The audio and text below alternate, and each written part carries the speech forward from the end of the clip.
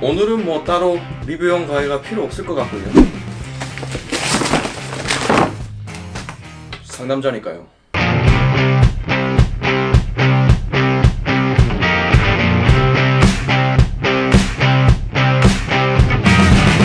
캐논 EOS M50 개봉 한번 해보도록 하겠습니다. 네, 워런티 카드 설명서고요. 워런티 스트랩 줄이고요. 바디는 나중에 충전 케이블, 네, 충전기 꽂는 저희는 배터리, 기본으로 들어가 있는 렌즈, 네. 아, 정말 컴팩트합니다. 손바닥만한 캐논 M50입니다.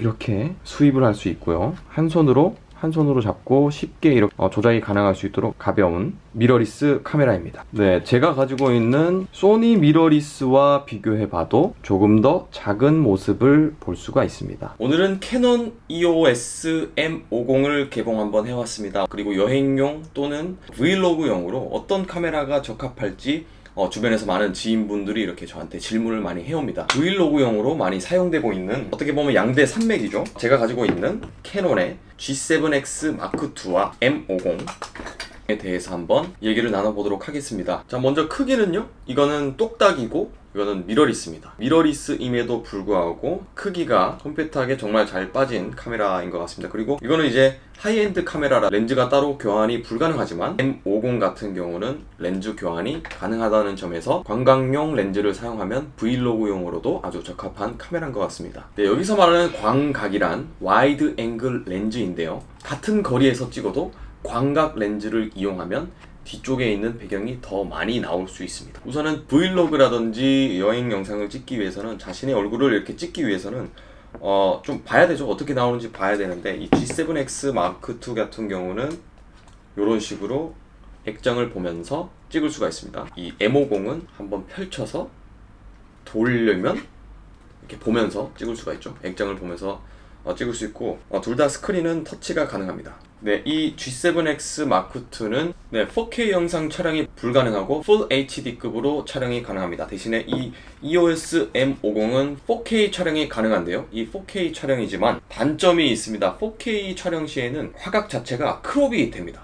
크롭이 된다는 말은 실제로 찍은 영상은 이만큼인데 4K로 바꾸게 되면 제가 찍는 영상이 이만큼 더 확대돼서, 그러니까 넓은 화각을 찍을 수 없다는 뜻인데요, 크롭 된다는 말이. 크롭이 이렇게 잘린다는 말이죠. 그래서 4K로 촬영했을 때 크롭이 된다는 점이 조금 약간 단점이 될 수가 있는 것 같습니다. 지금 유튜브 플랫폼에서 사용되고 있는 영상들은 4K는 아직 조금 시기상조가 아닌가 생각합니다. 왜냐면은 유튜브 시청하실 때 스마트폰을 이용해서 가장 많이 보실 텐데요, 좋은 화질의 4K 영상을 TV로 보시는 분은 아마 그렇게 많이는 없을 겁니다. 당연히 4K로 찍으면 화질 영상이 정말 좋죠. HD급 화질에서도 충분히 유튜브 플랫폼에서 괜찮은 화질과 선명한 색감 등을 표현할 수 있기 때문에 제가 올리는 영상들도 대부분의 영상들은 HD급 화질입니다. 4K 영상이 당연히 화질이 좋지만 그 좋은 화질을 얻기 위해서 잃는 게 너무 많습니다.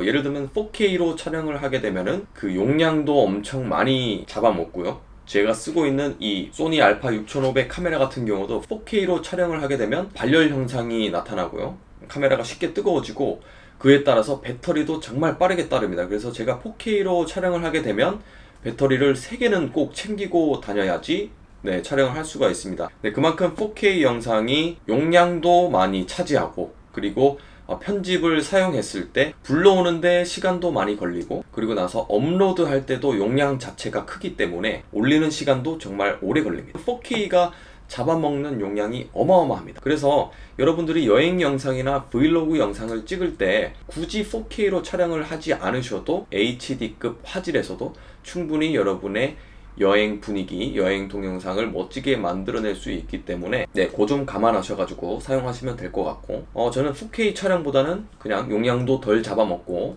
HD급 화질인 1080p로 찍는 것을 추천드립니다. 그리고 중요한 건 이 EOS M50에는 듀얼 픽셀 오토포커스라는 기술이 들어갔는데요, 초점을 정말 빠르게 잡는다는 건데요, 반면에 4K로 촬영했을 때는 그 듀얼 픽셀 오토포커스라는 기능이 제 기능을 발휘하지 못합니다. 그래서 4K로 촬영했을 때는 듀얼 픽셀 오토포커스를 기대하기가 좀 힘드실 것 같아요. 네, 그렇지만 충분히 HD급 화질로도 촬영하실 때 전혀 무리가 없을 것 같고요. 자, 배터리 한번 알아보겠습니다. 배터리는 G7X Mark II 같은 경우는 최대 2시간까지 제가 사용을 하는데, 요 M50은 2시간 반을 사용할 수 있습니다. 2시간 반이면 정말 괜찮은 것 같아요. 자, 뭐니뭐니 해도 M50이 브이로그에 적합하다는 점이 바로 이 액정을 보면서 촬영을 할 수 있다는 점이 정말 큰 장점인 것 같습니다. 그의 반면에 단점이 있는데요, 네, 요 스위브를 하는 부분과 마이크를 꽂는 단자가 두 개가 같이 붙어 있어 가지고 그거 돌리는데 그거는 좀 불편한 단점인 것 같습니다.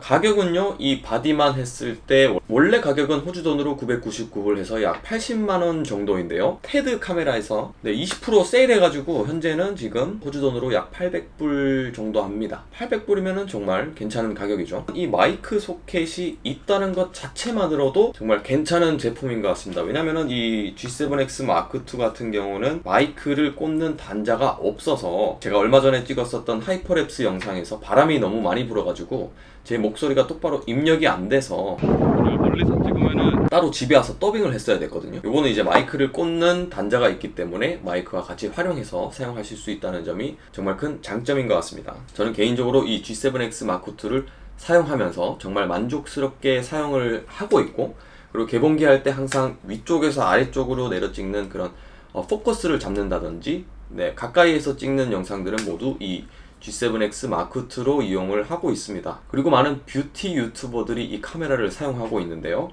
서로 장단점이 있는 것 같습니다. 그래서 과연 제가 쓰고 있었던 G7X Mark II와 EOS M50의 다른 점, 또 만능혁키 하면 비교 리뷰 아니겠습니까? 이 두 가지의 브이로그용 그리고 여행용 카메라로 적합한 이 컴팩트한 두 가지의 카메라를 비교 한번 해보도록 하겠습니다.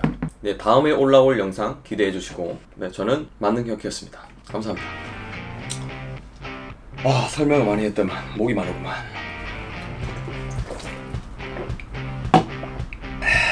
상남자니까.